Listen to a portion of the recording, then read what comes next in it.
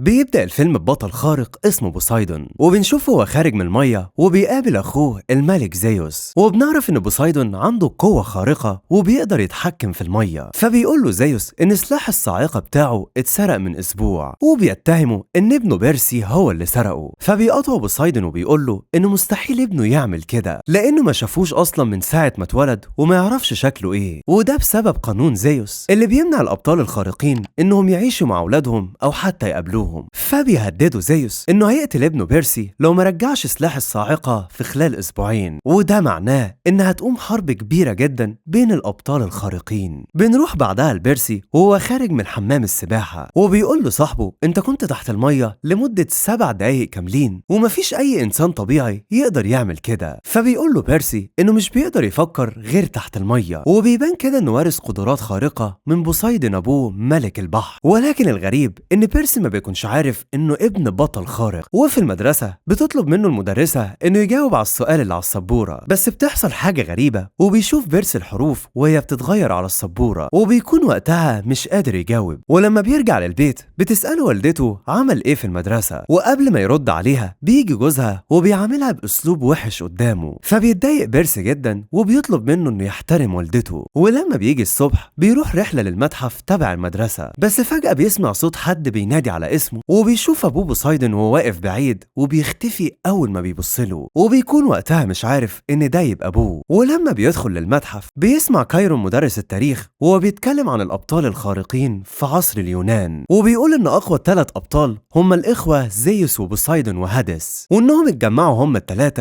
وقتلوا ابوهم كرونوس، وده لانه كان شرير وعاوز يسيطر على البشريه. وبيكمل كايرون كلامه بيقول ان الابطال الخارقين مش عايشين على كوكب الارض، ولما بيتجوزوا اي انسانه بيخلفوا منها اولاد عندهم نفس قدراتهم الخارقه، ولكن القدرات دي برضو ما بتكونش بشكل كامل. وقتها بتيجي مدرسه الادب وبتتكلم مع بيرسي وبتطلب منه ان يجي معاها لاوضه التماثيل، واول ما بيروح معاها بيتفاجئ انها اتحولت لوحش وبتهجم عليه وبتساله عن مكان سلاح الصاعقه بتاع زيوس. وقتها بيجي صاحبه جروفر ومعاه المدرس كايرون، وبيهدد الوحش انه هيقتله لو ما سابش بيرسي. فبيضطر الوحش انه يسيب بيرسي وبيهرب من المكان بسرعه. وساعتها بيتكلم كايرون مع جروفر وبيقول له ان بيرسي حاليا مش في امان ولازم ياخدوه للمعسكر فورا، وبيدي لبيرسي قلم وبيقول له يستخدمه في الوقت المناسب. فبيستغرب بيرسي وبيكون مش فاهم اي حاجه من اللي بيقولها. وبعدها بيخرج هو وجروفر من المتحف وبيروح عشان ياخد امه من البيت، وبيمشي عشان يروح للمعسكر. وفي الطريق بيعرف من جروفر ان المعسكر ده للشباب اللي عندهم قدرات خارقه زيه، ومعظم الاولاد اللي فيه بيبقوا ابناء ابطال خارقين. فبتقول له والدته ان والدك كان بطل خارق وانت ورثت جزء من قوته، ولما خلفتك كان مضطر انه يبعد عنك وكان حزين جدا لانه بيحبك. وقبل ما تكمل كلامها بيلاقوا بقرة قدامهم على الطريق وبيتقلبوا بالعربية، ولكن لحسن الحظ مش بيحصل لهم اي حاجة، بس بيتفاجئوا ان في طور عملاق اسمه الميناتور جاي عليهم. وبيتفاجئ بيرسي ان صاحبه جروفر عنده رجل معزة، وساعتها بيكسر الازاز عشان يخرجهم. وبعدها بيطلعوا يجروا بسرعة لحد ما بيوصلوا للمخيم، ومش بتقدر والدته تدخل لان في حاجز بيمنع دخول البشر. وساعتها بيجي الميناتور وبيقتلها قدام ابنها. وساعتها بيتعصب بيرسي وبيفتح القلم اللي كايرون اداهوله، وبيتفاجئ ان القلم ده اتحول لسيف. فبيجي مع الميناتور وبيفضل يتخانق معاه لحد ما بيقتله، وبعدها بيفقد الوعي. واول ما بيفوق بيلاقي نفسه في المعسكر، وبيشوف جروفر واقف قدامه وبيعترف له انه نص معزة ونص انسان، وكان مخبي عليه الموضوع دوت لان مهمته انه يحميه. وبعدها بياخدوا جروفر في جولة في المعسكر وبيعرفوا ان كل الاساطير اللي استاذ كايرون كان بيحكيها تبقى حقيقية، وبيعرفوا ان المعسكر ده موجود فيه كل ابناء الابطال الخارقين اللي زيه بالظبط، وبيشرح له انهم بيتدربوا عشان يبقوا محاربين اقوياء وابطال في المستقبل زي هيركليز ابن زيوس بالظبط. وفي طريقهم بيشوف بيرسي بنت جميلة عمالة بتتدرب مع الشباب بالسيوف وبتهزمهم كلهم. فبيقول له جروفر ان دي تبقى انابيس بنت اثينا، واثينا دي البطلة الخارقة وملكة الحكمة عند اليونانيين زمان. وفجأة بيشوف الاستاذ كايرون وهو جاي عليهم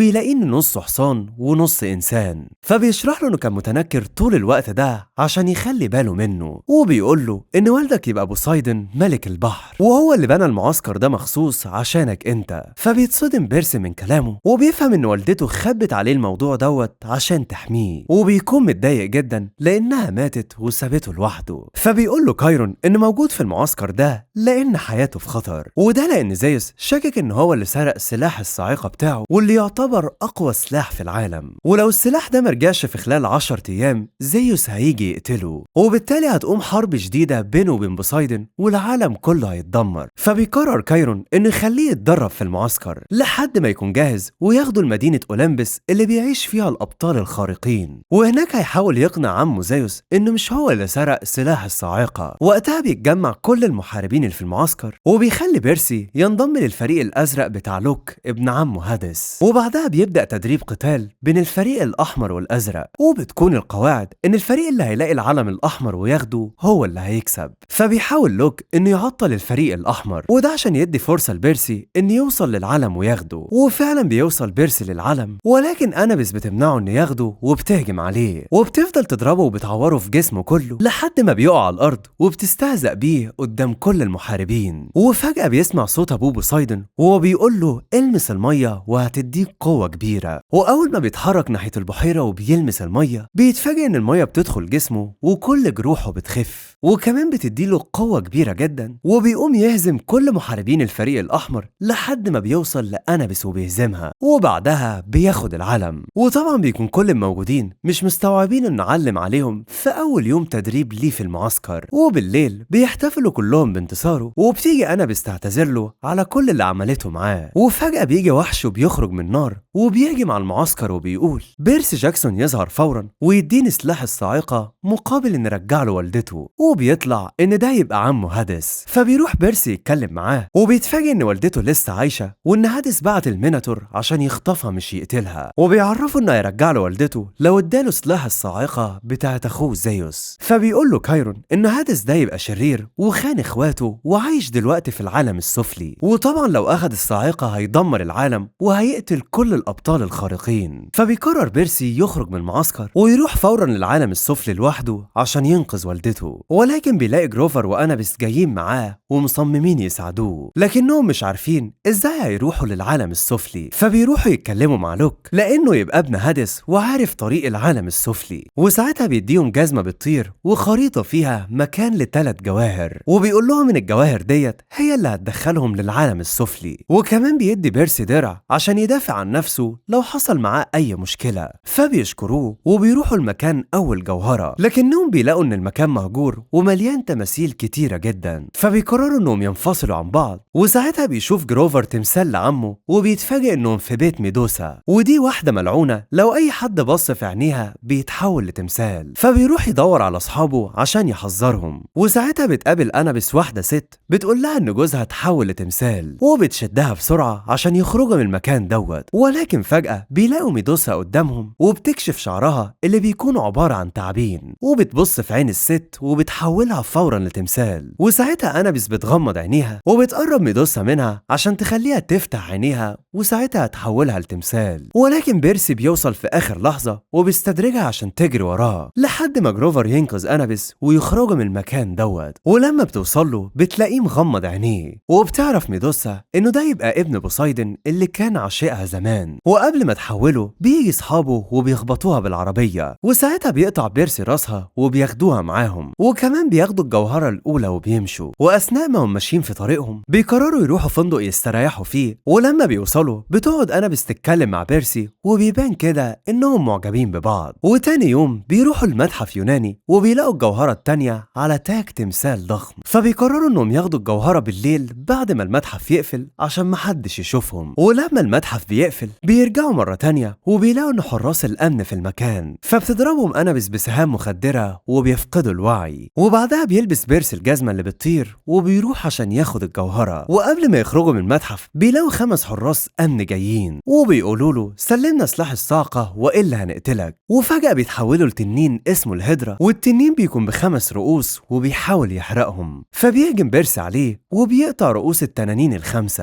وبيكون فاكر انه خلاص كده قضى عليهم. عليهم. بس بيتفاجئ ان انابيس بتقوله ان تنين الهيدرا هيقوم تاني لانه لما بتتقطع راسه بيطلع مكانها 2. وفعلا التنين بيقوم وبيحدف عليهم نار، وساعتها بيستخبى بيرسي وبيحاول يستخدم قوته وبيتحكم في الميه اللي في الحمامات عشان يخلص عليه. فبيطلع صاحبه جروفر راس ميدوسا وبيخلي التنين يشوفها، وساعتها بيتحول التنين لتمثال وبيخرجوا بسرعه من المتحف. وبعدها بيتحركوا ناحيه الجوهره الثالثه وبيعرفوا انها موجوده في فندق. واول ما بيوصلوا بيدور بيرسي على الجوهره لحد ما بيلاقيها في مكنه القمار، فبياخدوها وبيسرقوا عربيه بسرعه وبيهربوا من مكان. وقتها بيشوف بيرسي الخريطه وبيعرف ان بوابه العالم السفلي موجوده في مدينه هوليود، فبيروحوا هناك وبيلاقوا ان البوابه عباره عن فتحه في الجبل. ولما بيدخلوها بيوصلوا للعالم السفلي وبيدفعوا فلوس لواحد صاحب مركب عشان يوديهم لقصر هادس. واول ما بيوصلوا بيلاقوا كائنات مفترسه بتقرب ناحيتهم، فبتيجي كلارا مرات هادس وبتبعد الكلاب، وبعدها بتخليهم يقابلوا هادس وبيرحب بيهم بشكله البشري، وبيطلب من بيرسي ان يسلموا سلاح الصاعقه. فبيعترف له بيرسي ان السلاح دلوقتي مش معاه، وبيقول له ان جاي يترجاه يسيب والدته. ولكن هادس بيتعصب وبيجيب له والدته وبيقول له